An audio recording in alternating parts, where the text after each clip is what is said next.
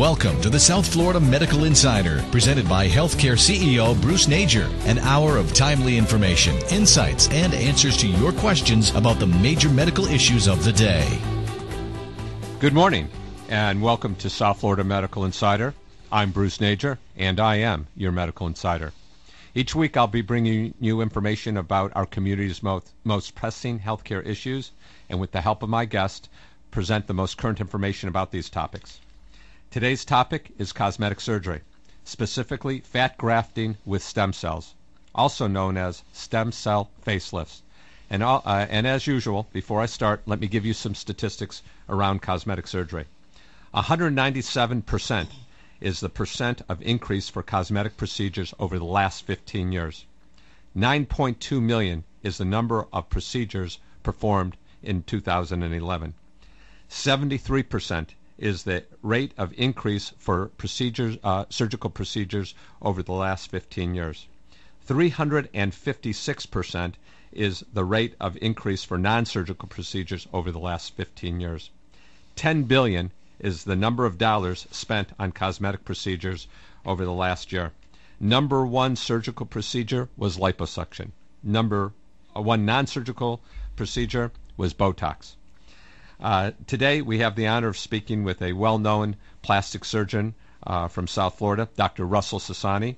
Dr. Sassani completed his undergraduate degree from Rutgers University in pharmacy. He attended Robert Wood Johnson Medical School.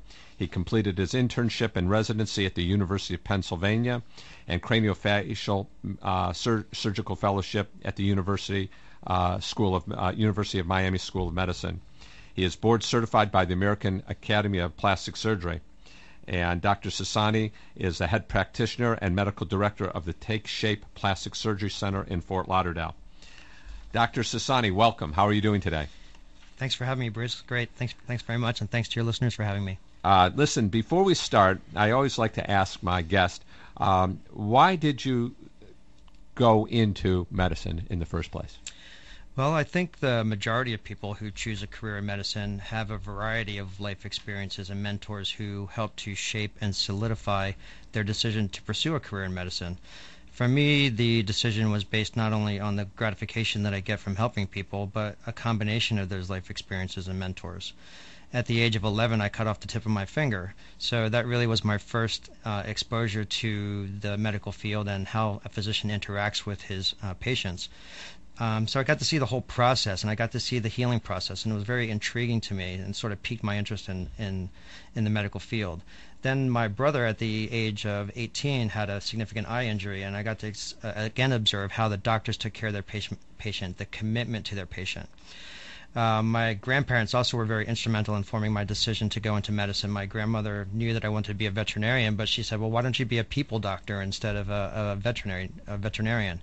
You can take care of people instead of the animals, but you can also have animals as pets. You don't have to take care of them. My mom's cousin also was very instrumental in my decision, and I got the idea to become a physician from him. He was a pharmacist before he went on to medical school, and that helped to guide my path. And lastly, my music teachers, I guess you had more insight into my musical abilities than I did and guided me into medicine because they knew I had an aptitude for science.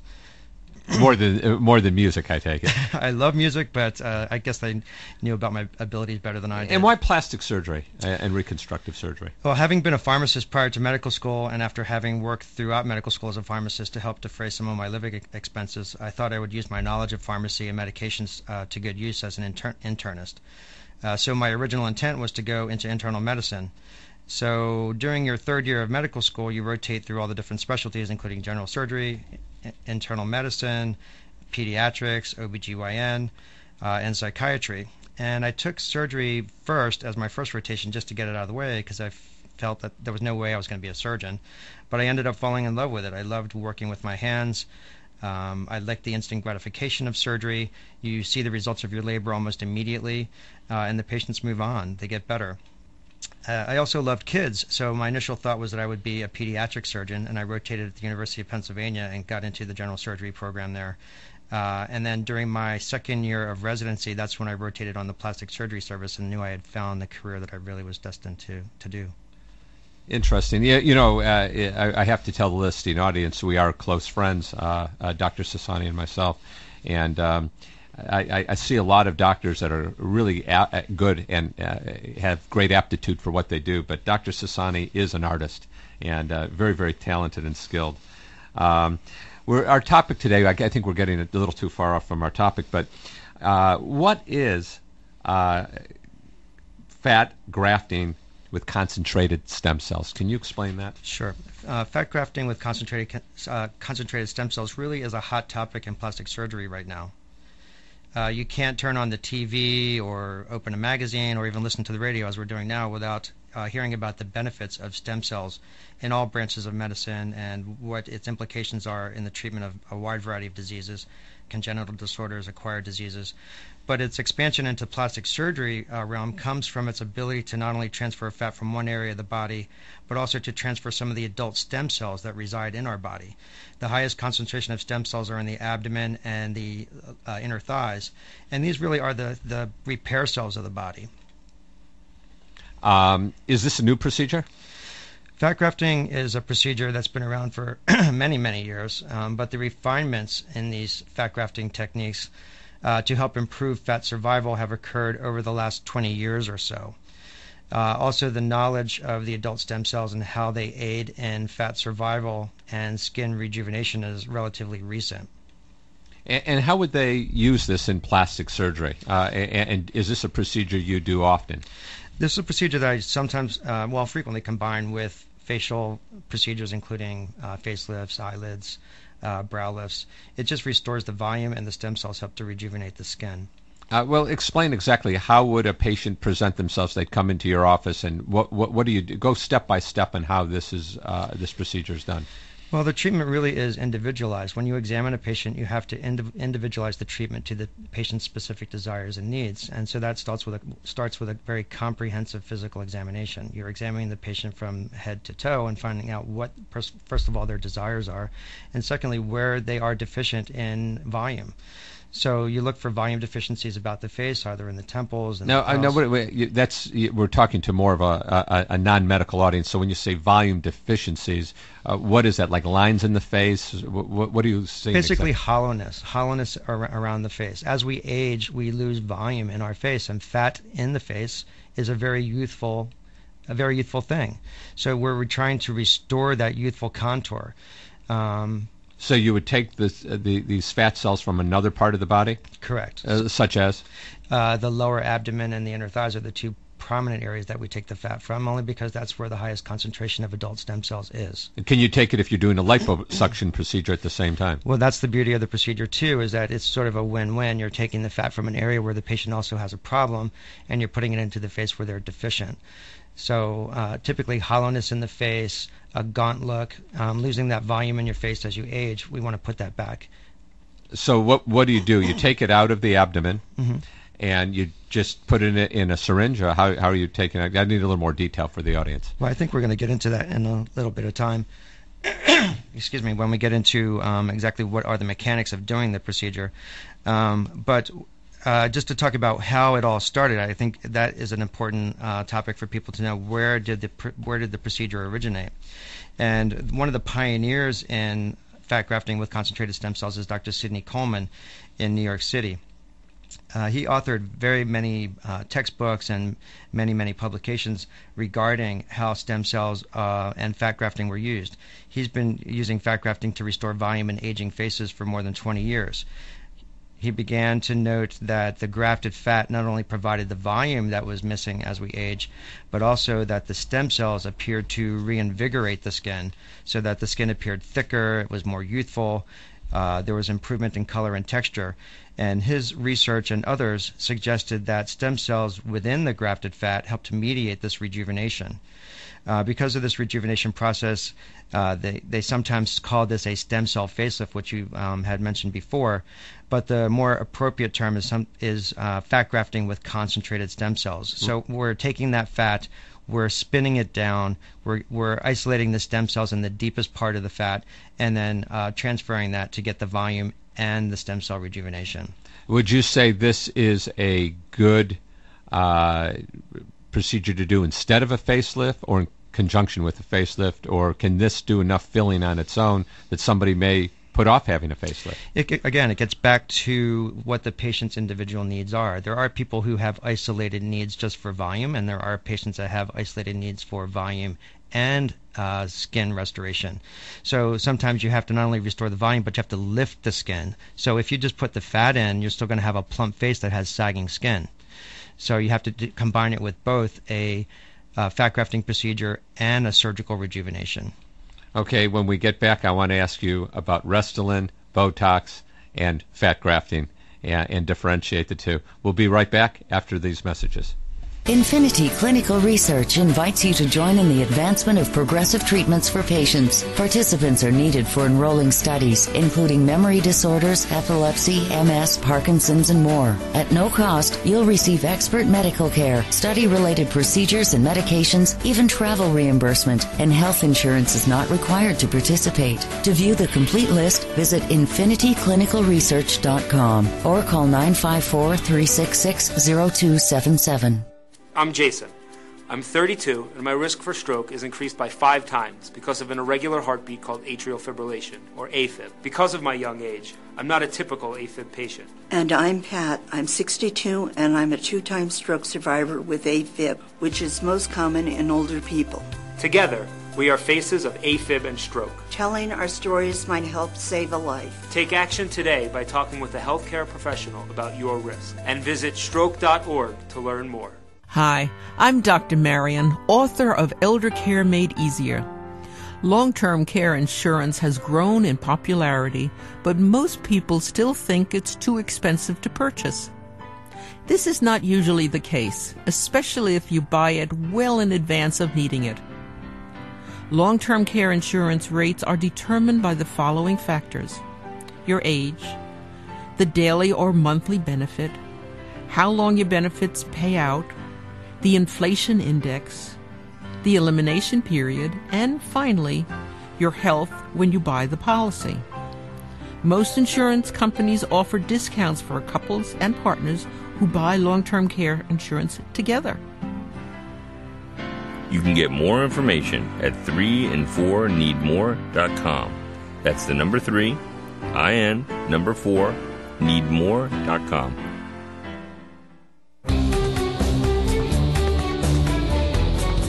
To contact the South Florida Medical Insider on the air, call 1-800-889-0267. Or off the air, you can email to info@southfloridamedicalinsider.com. Now, more of today's program. Welcome back to South Florida Medical Insider. Today's topic is fat grafting with stem cells, also known as stem cell facelifts and cosmetic surgery in general. We're here with Dr. Russ Sassani, a well-known plastic and cosmetic surgeon in the Fort Lauderdale area. Dr. Sassani, we were talking about using this instead of doing a facelift, and also, can you tell us the comparison between having this as a filler for lines and wrinkles as opposed to Botox or Restylane? Well, Botox is not really a filler. Botox is used to help with lines and wrinkles on the forehead, around the eyelids, and the area between the eyebrows.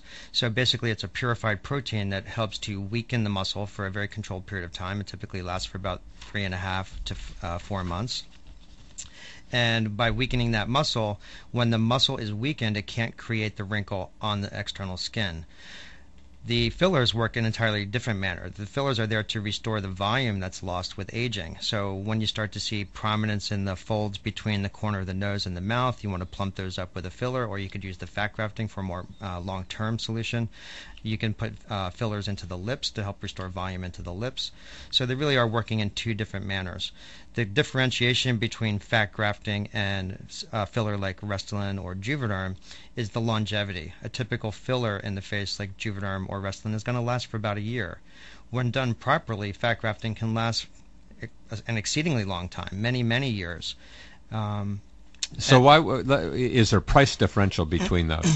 Well, when you look at the price, basically, and the fillers you're having to do on a regular basis, almost every 6 months to a year. Fat grafting you might only have to do every 10 to 20 years.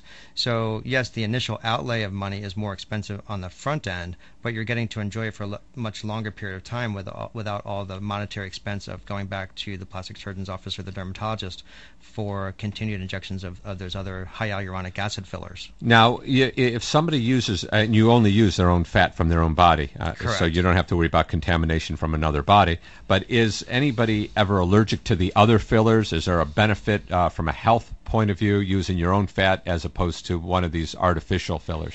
Anyone with a known allergy to high hyaluronic acid certainly shouldn't be using those types of fillers. It was more common to have an allergic reaction with fillers like collagen. Collagen, you had to do a skin testing procedure before, monitor the reaction. If the patient had a reaction, obviously avoid using it in the areas of the lips or the nasolabial folds. But with Juvenom, it's very rare to have that type of reaction. The most common complication would be anything related to the injection site itself. So bruising, swelling, those types of things. And patients that are contemplating doing fillers should avoid anything that causes bruising: aspirin, Advil, Motrin, Aleve, glucosamine, chondroitin, vitamin E. And the plastic surgeon should counsel the patients to avoid those types of things prior to any of these types of procedures, including surgical procedures. Now, we're talking about face. Is this procedure used on any other part of the body, or is it mainly a facial procedure? One of the initial uses was actually for people that had contour deformities from liposuction. So they had liposuction procedures, and the plastic surgeon was overzealous in the amount of fat that he took out, and the patient ended up with dimples and divots and indentations. So some of the original work was done to take fat from other areas of the body and try to plump up those areas of contour deformities to try to correct some of the deformities that were created. And then it progressed into cosmetic purposes, restoration of volume in the face and the hands.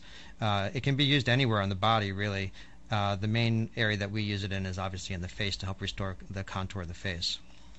What are the benefits of using stem cells? Well, as we were saying before the break, the stem cells really are the repair cells of the body. And so by placing a thin layer of fat in those areas, not only are you restoring the volume, but the stem cells are actually helping to rejuvenate the skin. You see improvement in the color and the texture, or the wrinkles in the skin are diminished or they disappear. You can see a decrease in the pore size. And the color actually becomes even better. So you can see an improvement in the pigmentation of the skin and helping to restore a more uniform complexion. How long does this procedure take? Well, it depends on the areas that you're doing it in and how much fat you're using. Basically, if you're just doing an isolated lip procedure, it could be anywhere for half an hour, 45 minutes. But if you're doing a full volume restoration of the face in conjunction with another operation, it could take anywhere between 6 and 7 hours. So it can either be done under local anesthesia in the office, or it could be done under general anesthesia in the operating room or at the hospital. Now, you have your own operating room within your facility, a certified ambulatory surgery center? Yeah, Take Shape Plastic Surgery and Take Shape Surgery Center in particular is a state license. We're licensed by the Agency for Healthcare Administration as an ambulatory, as an ambulatory surgical center. We're also certified by Medicare, which allows us not only to do our cosmetic procedures, but all of our insurance cases in our own center. And lastly, we're nationally accredited by AAAHC, which is a national accrediting organization. So we've gone through 3 very stringent inspections to prove patient safety. And do you do all your procedures in your facility, or do you ever use a hospital? Well, we try to do as many procedures in our own facility as possible, but when we're working in conjunction with another surgeon, say we're doing a breast reconstruction, we have to take the patient to the hospital to have the mastectomy. The general surgeon does the mastectomy, and then it's immediately followed by the reconstruction that's done by the plastic surgeon. So those are the types of procedures that we typically do at the hospital, breast reconstruction cases. Speaking of breast reconstruction and breast augmentation, can this particular procedure of stem cells be used in those cases? Very good question. And actually, there is one of the pioneers of fat grafting into the breast is in Miami. And he has been doing fat grafting into the breast for a very long period of time and with beautiful results. And now you don't need the need for an implant. You have a breast that's entirely made out of the patient's own tissue. It does involve a lot of input and time from the patient, because they have to wear a special device that helps to expand their skin externally. It's an external bra that they wear that applies suction to the breast that helps to expand the breast preoperatively for about 4 weeks. Once the patient's breasts have been expanded, then the fat grafting procedure is done, and you can really increase someone's cup size by about a whole cup size with fat grafting. So it really is, again, like I said before, it's really the cutting edge in plastic surgery, not only for volume restoration of the face, but also volume restoration in the breasts. So that would probably be a safer procedure than some of the other implants that they're using, I would suspect. Well, I mean, I think any plastic surgeon will agree. Implants have been around for many, many years. They have a very high safety profile. The implants themselves have never been shown to cause disease. But the most significant thing that you worry about with implants is something called capsular contracture, which is the scar tissue that forms around the implant. So if you don't have that scar tissue or all of those worries, or in addition the worry of a rupture, whether it be saline, which you would note a rupture immediately, or a silicone implant, which you would have to follow with MRI studies done on a regular basis, you don't have any of those worries if it's all of your own tissue. Now, do you use this procedure for breast augmentation? So far, I've been using fat grafting in breast reconstruction patients, not solely for breast augmentation patients. Patients that have breast cancer can sometimes have some areas where the tissue has been removed and it's not fully filled out by an implant. So you have to supplement the shape and form of the breast with additional fat grafting in areas where they need it to help improve the contour of the breast. Is there a specific age that men and women start coming to you for these procedures? Plastic surgery in general is done throughout all ages, from infancy all the way up to 100 if the patient is in good health. It's typically the childhood things are, the congenital deformities, cleft lips and cleft palates. And historically, plastic surgeons have been the problem solvers of the body. Analyzing a contour deformity or some kind of reconstructive issue that needs to be attended to, we help to solve those problems and help the patient get back to a normal functioning ability. Now, going back to this stem cell procedure in fat grafting, most people are probably getting the impression that you have to do a liposuction to harvest the cells. Mm-hmm. Is that true, or can you aspirate it with a regular needle if you need a small volume? Again, it depends on the amount of fat that you need. If you only need a small amount of volume into the lips, say, or a small amount of volume into the face, that can be done very easily under local anesthesia. You're talking about maybe 20 cc's of fat. So that's not a major liposuction procedure. You're just anesthetizing the area where you take the fat from, harvesting it very carefully so that you don't traumatize the fat, processing it very gingerly so that you don't traumatize it when you're transferring it into the syringes, and also injecting it very carefully, because each droplet of fat that you inject has to develop a new blood supply. So every step of the way you have to make sure that you're processing the fat, harvesting it gingerly so that you don't hurt it and increase the long-term survival. And as a general rule, the fat that you transfer should have about 60 to 70% longevity. So 60 to 70% of what you inject is going to survive. What kind of recovery, both in time and pain, does a individual go through? This is really sometimes the hardest thing for patients, because when you do a full facial fat grafting procedure, my warning to the patient is that they really need to be out of the public eye for about 2 to 3 weeks. They're going to be swollen, they're going to look bruised, and the words I use are, you will look like a monster for 2 to 3 weeks. Now, if you don't care what people think that you look like, that's fine. You can go about your daily business, just as long as it's not overly vigorous. But most patients have to make the commitment to really be out of the public eye. One of the things that we are doing to help minimize that swelling is we do put patients on medications like arnica, make sure they avoid all the things that can cause bruising.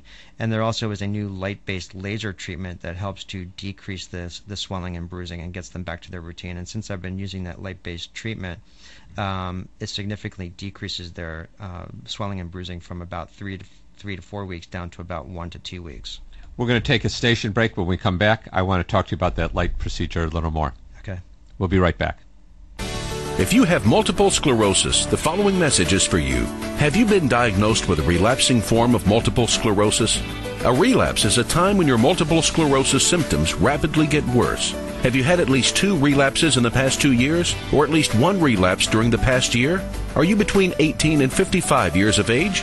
If so, you may be eligible to participate in a clinical research study for a new investigational drug for multiple sclerosis. A previous study showed that the investigational drug greatly decreased the number of relapses compared with patients who received dummy treatment.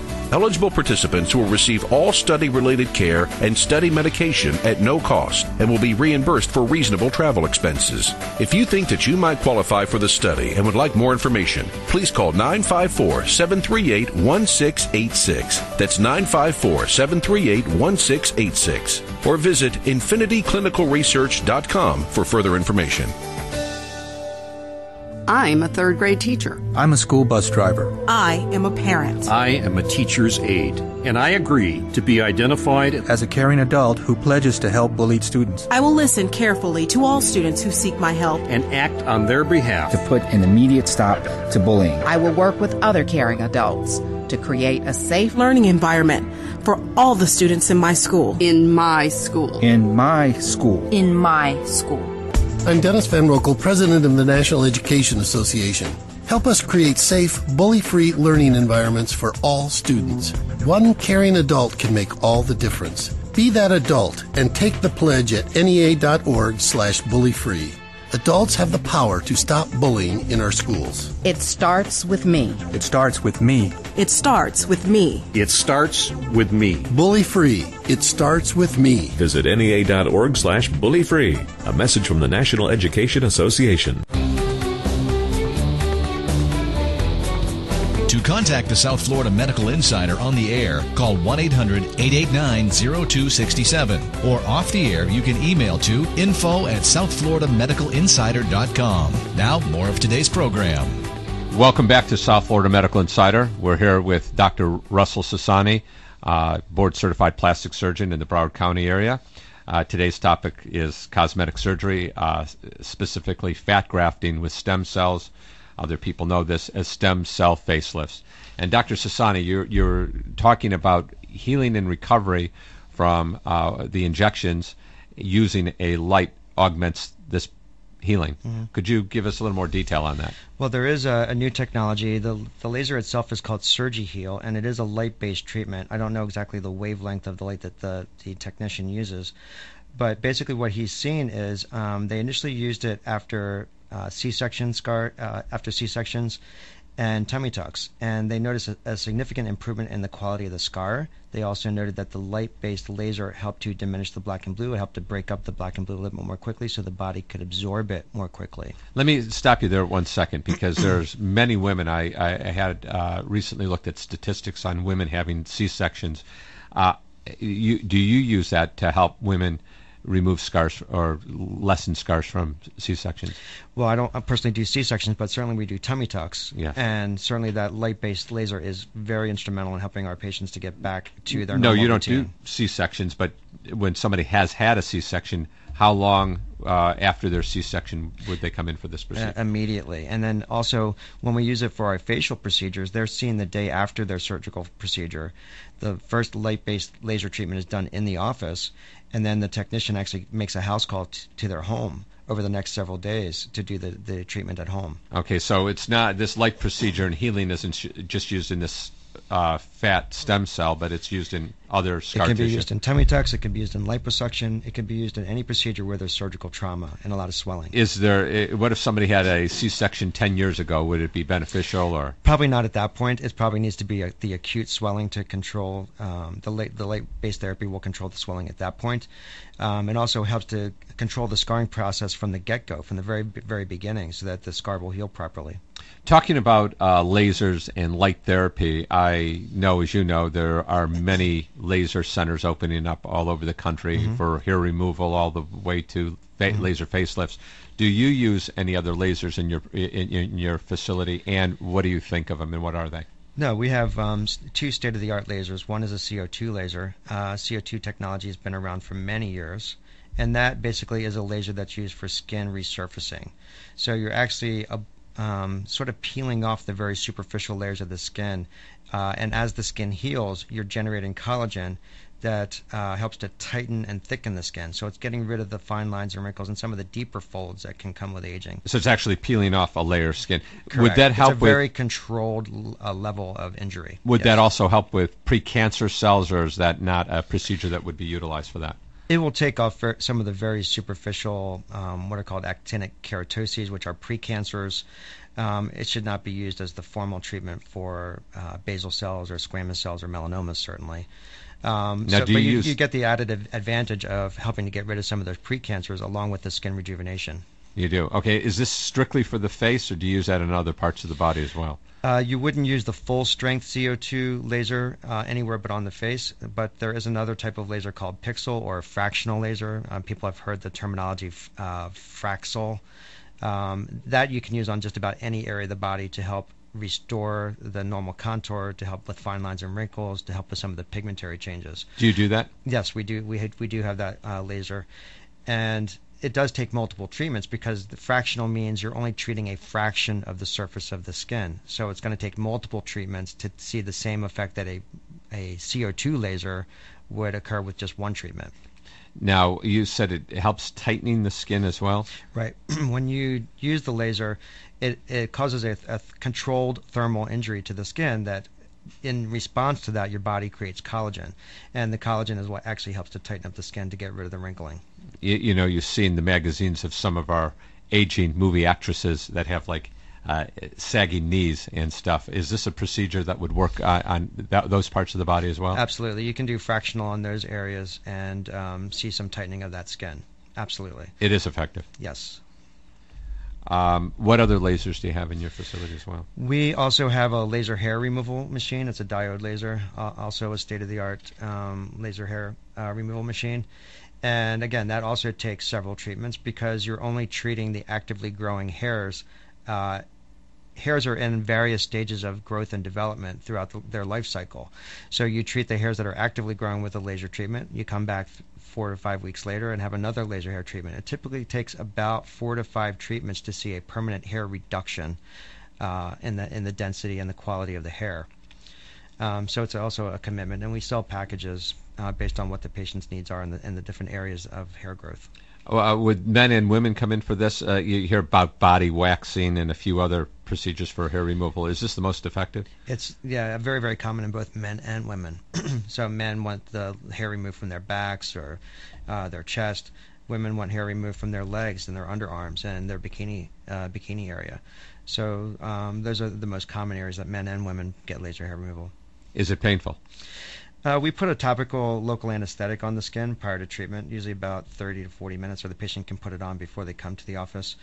It feels sort of like a rubber band snapping on your skin. It's not horribly uncomfortable, and it's usually pretty well tolerated. And this is a permanent result that you would get? You're seeing a permanent reduction. Now, is that to say that you won't need a touch-up in the future? Yes, possibly you would need another touch-up or another couple treatments once you see what the final result is. And since we're on the topic of plastic surgery, what other procedures does your facility do? And principally, I know you have 2 other doctors, so you might want to talk a bit about them. But what are your areas of specialty in everything that you encompass? Well, as we were saying before, we are a full-service plastic surgery practice. Between myself and my 2 associates, who in addition to also doing their cosmetic procedures, they are very, very well trained and very talented hand and as well as microvascular surgeons.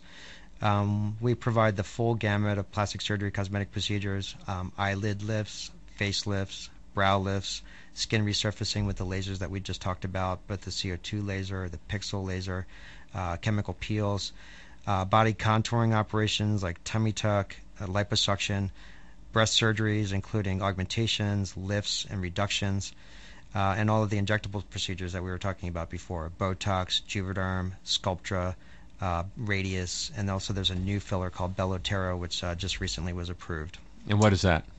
Bellotero is also a high hyaluronic acid filler, similar to the Juvederm and the rest of them, but the beauty of the Bellotero is that you can actually physically inject it into the skin instead of just under the skin.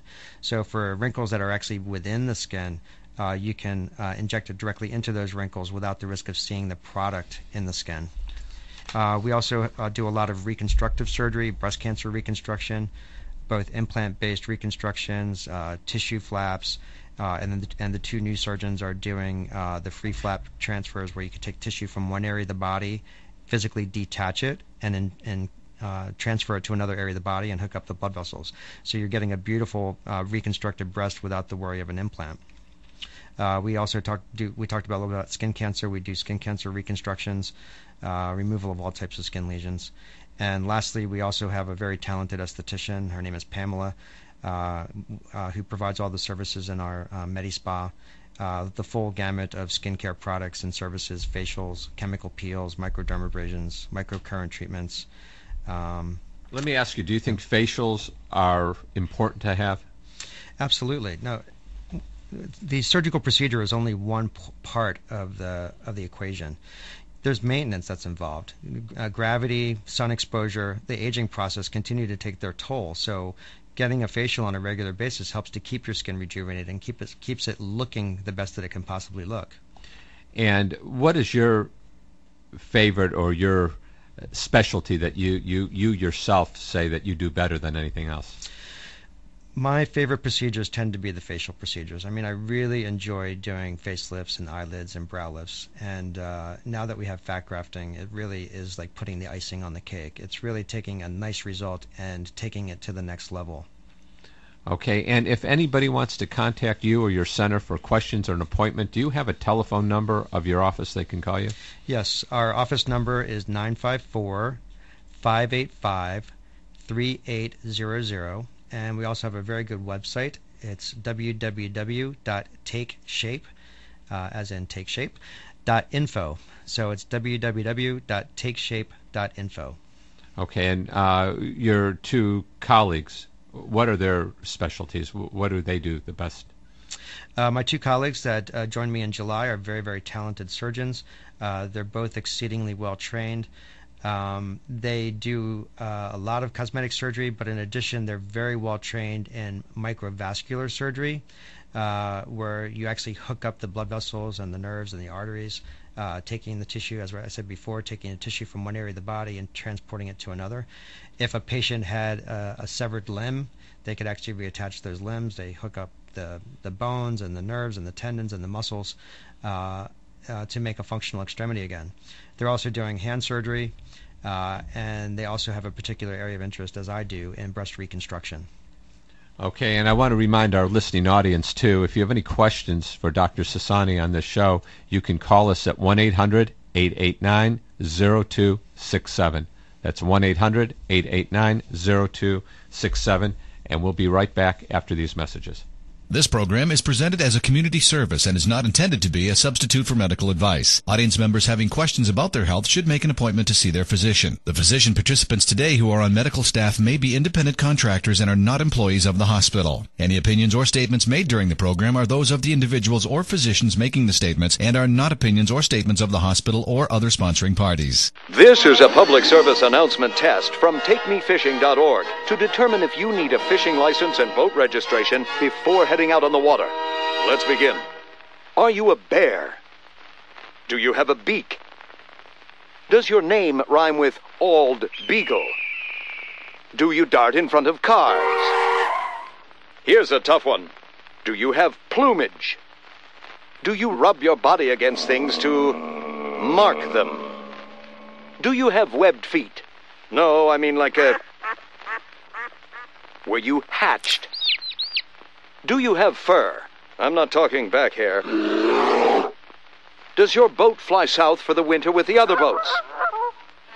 Regardless of how you answered, you need to be licensed and registered because it helps local conservation efforts protect the very natural resources you enjoy boating and fishing in for generations to come. Do your part at TakeMeFishing.org. My name is Dale Pazinski. I volunteer with United Way to help the homeless in my community learn computer skills and build a basic resume. I don't just wear the shirt, I live it.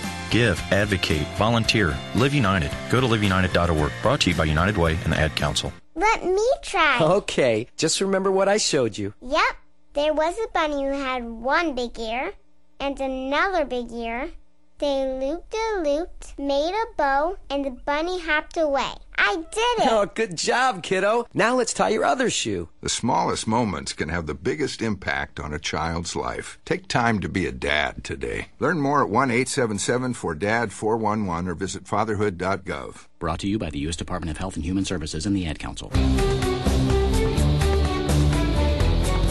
You're listening to Bruce Nager and the South Florida Medical Insider. To participate in the discussion or ask a question, call in now, toll-free, 1-800-889-0267. Or if you prefer, contact the program at any time by email to info@southfloridamedicalinsider.com. Now, here's more of today's program. Welcome back to South Florida Medical Insider. We're here with Dr. Russ Sassani, board-certified plastic surgeon in the Broward County area. Our main topic today, besides cosmetic surgery, is fat grafting with stem cells, and I believe we've got Debbie from Miami as our first caller. Debbie, are you there? I have a question. I was concerned about the fat grafting leading to lumps. You know, maybe a lumpy result. Is this true, and if it is true? Is it temporary or is it permanent? That's a very good question. And when we were talking about how to harvest it and process it and injecting, one of the things that you have to be very careful about is how much fat you do transfer into an area, and then also how it's injected. So basically, when we inject fat, we're using a very small, what's called a cannula, which is a very thin needle that's used to introduce the fat under the skin. And that fat is layered in very thin threads so that each of those individual droplets of fat will develop a blood supply. Can you overcorrect? Yeah, that's always a possibility. But you try to make sure that you're doing things in a very uniform manner. You're threading the tissue so that it's very feathered into the surrounding tissue so that you don't see lumps and bumps. I think the refinements that have occurred over many years have borne this out. In the olden days, you just used to squirt the fat in one fell swoop, and then you do see some of that lumpiness and bumpiness. If you do develop an area of bulging, you basically do the process in reverse. It's not that it can't be corrected, but basically under local anesthesia, you would make a small incision and suck the fat from those areas out very carefully, just like you would do in liposuction. So as a plastic surgeon, we're constantly assessing and reassessing contour as we're moving along so that we don't end up with those excess bulges or deficiencies. Does that answer your question, Debbie? Yes. I have another one. I mean, so in this procedure, is it best to maybe do it gradually with follow-up, appointments, or just to avoid that? Sure. We try to correct it as much as possible with the first procedure because patients are sometimes very conscious about having multiple times where they have the downtime to be able to do it. Also, there are monetary considerations, so we try to hit a home run at the very first go-round. And typically, we slightly overcorrect because there is going to be some fat that gets resorbed into the body. So, as I was saying earlier, about 60 to 70% of the fat that gets transferred will have long-term survival. And if you do need a touch-up, hopefully it's just something that's under local anesthesia and not a major expense to the patient. Okay. All right. Thank you. Well, thank you, Debbie. Mike in Miami, you're on the line. Hi, good morning. I was wondering if there are any scars associated with fat grafting. Basically, we just make a small puncture through the skin that sometimes doesn't even require a suture. So it's really very, very inconspicuous. And also we try to design those little puncture marks in natural skin folds, around the corner of the nose or at the corner of the brow or at the corner of the lips. So they really do fade away very nicely. Great. I appreciate it. Thank you very much. Okay. Barbara in Boca, you're on the line. Oh, thank you so much. Hello, everyone. My question is, I have, unfortunately, the habit of going up and down in my weight. So with a procedure like this, and when you have weight gain or weight loss, what complications or what happens to the procedure itself? That's also a very good question. And typically with any body contouring operation, we like patients to be at or near their ideal body weight. But the beauty of the fat is that it reacts the same way anywhere in the body, so that if you do gain and lose weight, you hopefully will gain and lose it proportionally in all areas of your body wherever you have had the procedure done. So I can't say that it's been an issue where your fat gets your face gets excessively fat with the fat transfers. You're going to gain fat everywhere if you gain weight. There's also a difference between structural fat, isn't there, Dr. Sassani, and normal body fat? That has more to do with where people are hereditarily predisposed to depositing fat when they do gain the weight. And when they lose the fat that we're injecting is basically normal fat with the stem cells from the abdomen and the inner thighs, and it's going to react just like any fat anywhere else in the body. Okay. Does that answer your question, Barbara? Yeah, that's perfect. Thank you so much. Okay. Jonathan in Miami, you're on the line. Hi, yes, thank you. I was wondering, will I look heavier after fat grafting? Well, that sort of goes along with what we were just saying with the last caller. Again, when you come in for a consultation, we analyze where the actual areas of fat need to be put. What are the problem areas for the patient? What's going to give them the best possible outcome? And the whole goal is not to make someone look heavier. The whole goal is to make them look rejuvenated. So the beauty of the fat is that we're putting it in areas where they really need it, and then the stem cells are helping to repair the skin so that the result holds up that much longer. Okay, that clears it up for me. Yeah, and Jonathan, I have to ask Dr. Sassani while you're on the phone with all these other questions. This plastic or cosmetic surgery is not just a science, and if they're board certified, I'm sure that they're qualified, but there's an artistic point to this as well. And I think the artists, like any artist, they might have this technical skill set, but do they have the talent as well? And I think that's what makes a difference with all these procedures. If you have somebody that is an artist, not just well adept within the science of what he does. Very true. I mean, you do have to have an aesthetic eye and really think critically about what the patient's problems are and how to correct them without making them look operated upon. The results should look natural. It shouldn't look like you've had a procedure done. Yeah, and I try to have guests on my show that I'm either familiar with by reputation or personally know. And in this case, Dr. Sassani is a friend of mine, and I've seen numerous works of his, and he is an excellent artist besides a great doctor. So, Jonathan, I hope that helps. Yes, thanks for expanding on that. Thank you very much. Joe, in Surfside, you're on the line. Good morning and happy holidays to everybody. Happy holidays I have to you one too. question. Are there any precautions that one needs to take after fat grafting? The main thing is obviously we want to try to have as much fat take as possible. So you would think that in order to control bruising, what you would want to do is apply ice immediately to your face. But what the research has shown is that if you apply ice to fat, it actually makes the fat cells die. So one of the primary precautions that you want to be sure of is just to put cool compresses on. You don't want to put something that's frozen on your face because it will affect your result. And obviously you don't want to have areas where the fat doesn't survive, and then you do have contour deformities that need to be corrected. So that first and foremost is the main precaution after surgery. Controlling the bruising and swelling, like I said, by avoiding things that cause it in the first place, and possibly using that light-based laser that we talked about. That will help to get you back to your routine a little bit more quickly. We also want to make sure that the patient has no pre-existing medical conditions that might contraindicate their ability to have a surgical procedure. So we optimize their medical status before their procedures are done.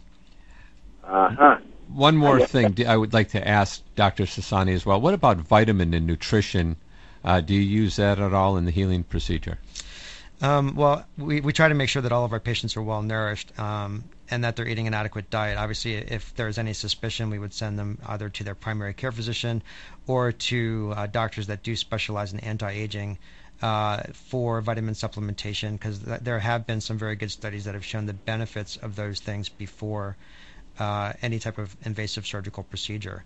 And as I said before, we also want to make sure that the patient's weight is optimized, and we do have a very good working relationship with Dr. G's weight loss. If we have a patient that's not near their ideal body weight and they're 50 or 60 pounds overweight, we want to make sure that they get the weight off before they have their procedure, because they're going to be happier afterwards. They're going to be happier with the way that they look and the way that they feel, and the result is going to last that much longer. What do you think about the HCG diet? I know that I've seen that in your facility before. Right. I think HCG is a very effective way for patients that are really very motivated and they need to get their weight off very quickly. The whole key with HCG, and that's been borne out, is that you really have to watch what happens after you're off the diet. It's very easy to take the weight off very quickly, but then it's another thing to maintain your result.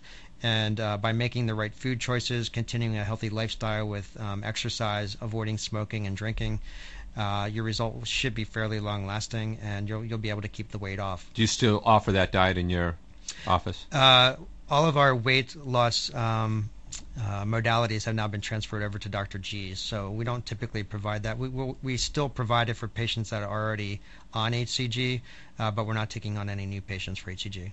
Okay, does that answer your question, Joe? Yeah, it does, because normally if you've got bruising and what have you, you throw an ice pack on it. As an ex-athlete myself, that would be my normal procedure. And wow, you're saying not to do that, huh? Correct. I mean, you can put the ice compresses on the areas where you harvested the fat from, but the areas that you put the fat into, you really want to avoid ice. Just cool compresses, head elevation. That will minimize the swelling, and then that light-based laser helps to minimize swelling. Yeah, I don't think Dr. Sassani is talking about not using ice in other trauma. He's just talking about this particular procedure at the area of application. Oh, no, that's what I was asking about, that particular procedure, because normally you throw the ice on it, and away you go. But this sounds very different. Thank you so much. You've answered the question. Thank you. And also, we have another Joe from Boca. Are you on the line? Yeah, I'm here. Hi. Good. How are you doing? Good. How are you? Oh, good. Hey, I'm just curious, as I'm just tuning into the show. Are you finding that more and more men are utilizing this procedure? Very, very common. With the workforce, the aging workforce, men have to compete in the workforce, and they want to try to compete against younger candidates, and so they want to do everything they can to rejuvenate their looks. So, year by year, the statistics bear out the fact that men are becoming prime consumers of plastic surgical services. There's no question about it. Okay, great. Thank you very much. Okay. Dr. Sassani, I got an email from a patient that was asking about Clarisonic face brush. Do they work? Yeah, well, that's just one of the things that we offer in our MediSpa. Pamela is our esthetician, and one of the products that we sell is this Clarisonic brush. And basically what it is, it's an oscillating brush that you use when you're washing your face that helps to take off the very, very superficial dead skin to help rejuvenate your skin and give your skin a healthier glow. So it vibrates back and forth very, very quickly, and it is very, very effective.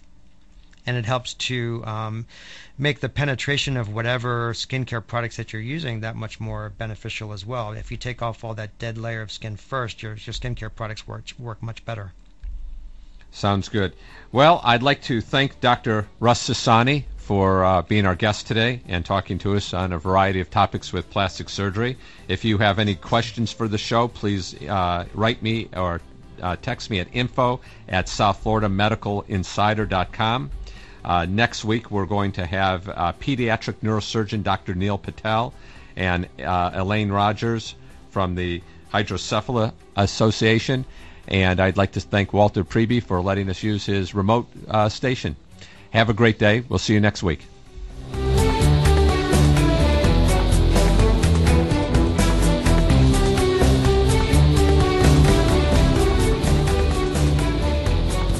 Be sure you're here for the next edition of the South Florida Medical Insider. If you have any questions or comments about today's subjects, just send an email to info@southfloridamedicalinsider.com.